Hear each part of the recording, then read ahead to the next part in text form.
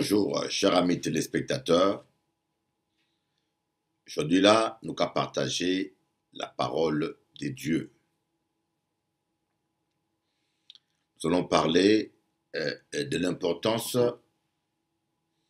d'écouter, de suivre le Saint-Esprit, l'importance d'obéir au Saint-Esprit. Et parfois, nous, les chrétiens, nous n'avons pas toujours compris le rôle et l'importance du Saint-Esprit. Le Saint-Esprit, qui est l'Esprit de Dieu, il est là pour nous conduire dans toute la vérité. C'est ce que Anka expliqué aux autres. Un chrétien sans le Saint-Esprit, c'est comme un plat sans sel. Lorsque vous cuisiniez et qu'il n'y a pas du sel, le plat n'aura pas de goût. Un chrétien sans le Saint-Esprit, c'est un chrétien malheureux. Et plus vous serez rempli du Saint-Esprit,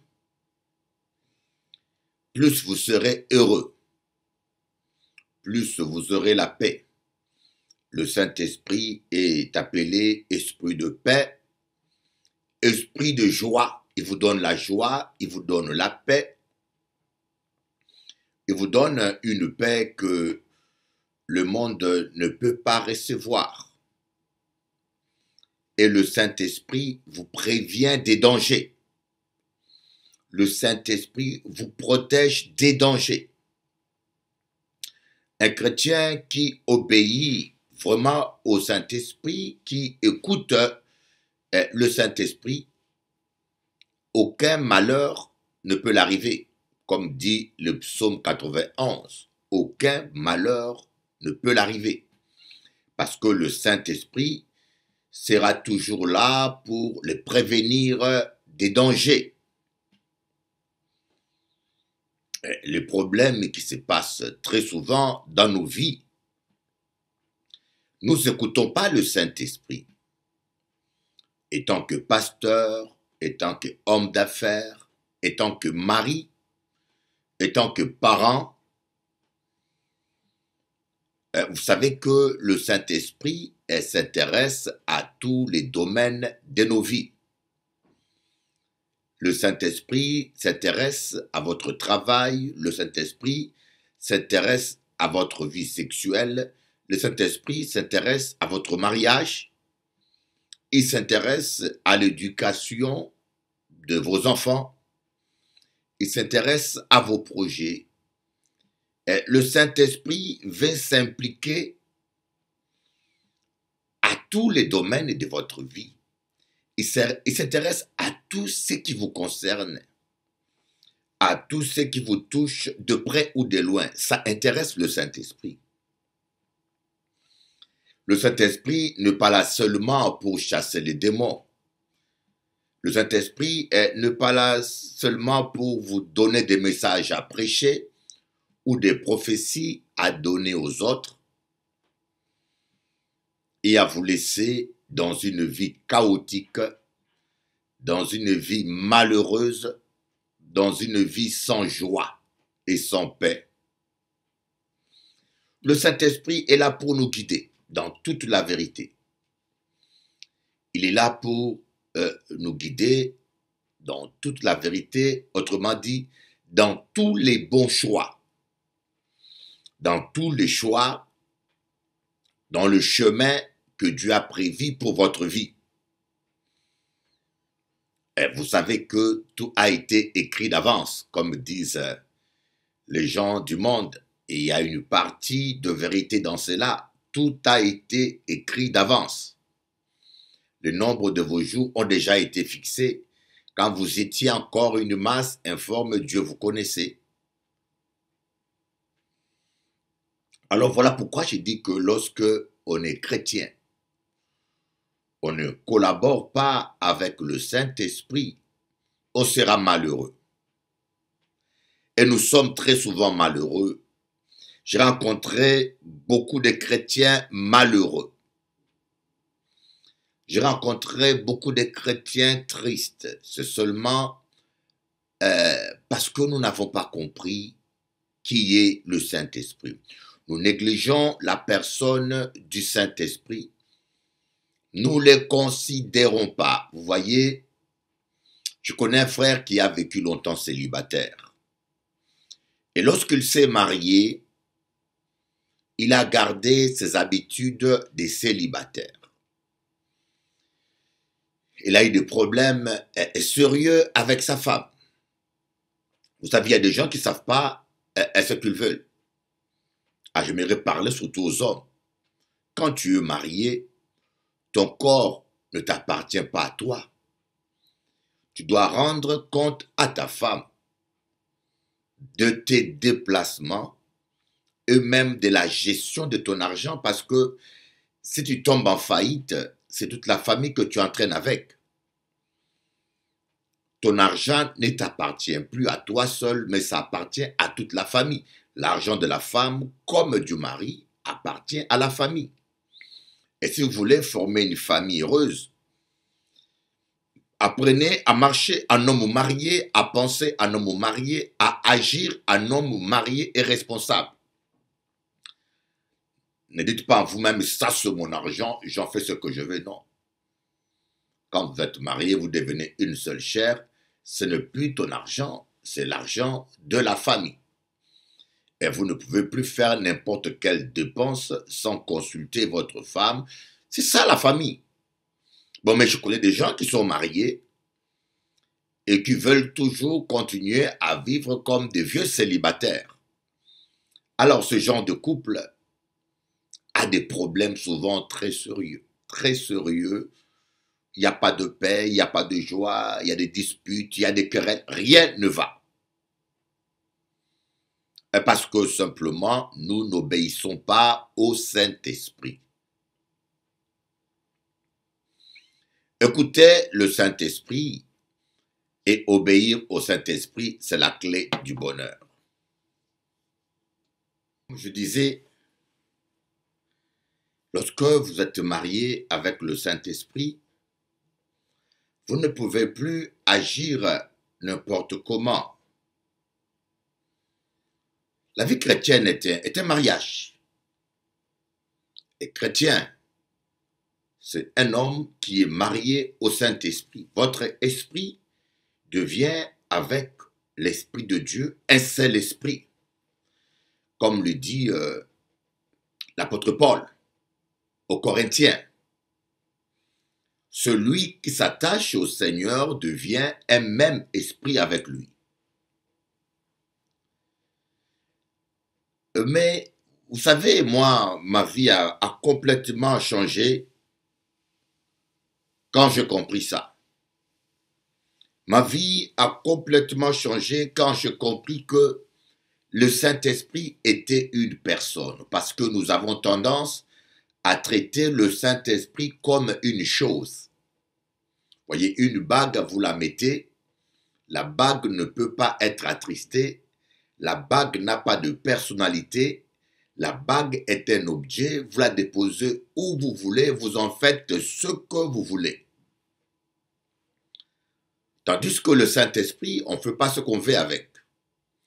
Le Saint-Esprit peut être attristé. Il y a des choses qu'il n'aime pas écouter, il y a des causeries qui ne lui plaisent pas, il y a des grossièretés qui l'attristent, il y a des attitudes qui l'attristent complètement. Je me rappelle d'un frère qui était marié. Vous voyez, je parle beaucoup de mariage parce que il y a un parallèle entre le mariage spirituel entre un homme et le Saint-Esprit et le mariage charnel entre un homme et sa femme. Le monsieur était fumeur. Le monsieur était un fumeur, il s'est marié avec une femme non fumeur, qui ne fumait pas, non fumeuse. Et le problème, c'est que la femme ne supporte pas la fumée. Voyez, le monsieur devait faire un effort en lui-même, se débrouiller pour rendre sa femme heureuse et ne pas fumer là où est sa femme. C'était un problème, mais il fallait cela ou bien la vie commune n'était pas possible. Est-ce un peu ça aussi? Vous savez, lorsque vous voulez marcher avec le Saint-Esprit, il ne suffit pas de le supplier pour qu'il vienne marcher avec vous. Il le veut. Il ne suffit pas de crier toute la nuit, Esprit, viens, viens, viens, viens. Non, il n'est pas sourd. Il attend là où il y a qu'à prier. Mais parfois, si vous fumez, si vous parlez mal de gens à longueur de jour, si vous êtes rancunier, méchant, jaloux, si vous avez toutes ces choses, et je vous dis franchement, on peut vous imposer les mains par le plus grand pasteur, comme certains pensent qu'il y a des grands pasteurs. Vous n'aurez pas l'onction. Et non pas que le pasteur n'a pas l'onction ou que l'Église n'a pas l'onction, mais simplement le Saint-Esprit ne supporte pas les désordres, la méchanceté, les colères, les jalousies. Nous qu'à parler des choses-là en profondeur, nous qu'à parler même en long et à large. Parce que c'est ça la clé du bonheur. L'Éternel est mon berger. Autrement dit, l'Éternel est mon guide. Résultat, le bonheur et la grâce m'accompagneront tous les jours de ma vie. Je crois vraiment à ces psaumes. Je crois vraiment à la parole de Dieu. Et je crois que marcher avec Jésus, c'est marcher dans le bonheur, c'est marcher dans la joie, c'est marcher dans la paix, c'est marcher heureux. Vivre avec Jésus, j'en suis sûr. Et je pense et j'en suis convaincu que nous sommes l'auteur de nos propres malheurs. Si nous pas ni joie, si nous pas ni paix, si on n'a pas la paix, si on n'a pas la joie, si nous pas ni bonheur, malgré que nous qu'à pratiquer religion, malgré nos prières et tout, et ce n'est pas le Saint-Esprit, c'est nous. Quand le Saint-Esprit dit va à gauche, tu vas à gauche. Quand le Saint-Esprit dit va à droite, tu vas à droite. Quand le Saint-Esprit te dit ne bouge pas, ne bouge pas. L'obéissance au Saint-Esprit dans le ministère, l'obéissance au Saint-Esprit dans la prière, l'obéissance au Saint-Esprit dans le choix de chaque jour, l'obéissance au Saint-Esprit est déterminant. L'obéissance au Saint-Esprit. Je crois que le Seigneur a la solution à tous nos problèmes. Ça, c'est ma conviction. Dieu a la solution à tous tes problèmes. Il n'y a aucun problème qui surprend Dieu dans votre vie. Il n'y a aucun problème qui surprend Dieu. Dieu n'est jamais surpris par nos problèmes. Il a la solution. Mais le problème, ce que nous faisons toujours à notre tête.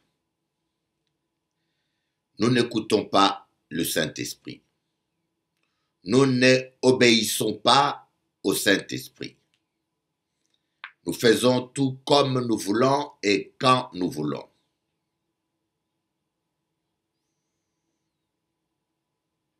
C'est ça. Le problème principal dans nos vies. Nous n'obéissons pas à l'Esprit de Dieu. Et nous nous créons beaucoup de problèmes et beaucoup de soucis. Ce verset dans l'évangile de Jean, chapitre 14, à partir du verset 15. Si vous m'aimez, gardez mes commandements, et moi je prierai le Père, et il vous donnera un autre consolateur, afin qu'il demeure éternellement avec vous. L'esprit de vérité que le monde ne peut recevoir, parce qu'il ne le voit point et ne le connaît point, mais vous, vous le connaissez, car il demeure avec vous, et il sera en vous. Je ne vous laisserai pas orphelin, je viendrai à vous.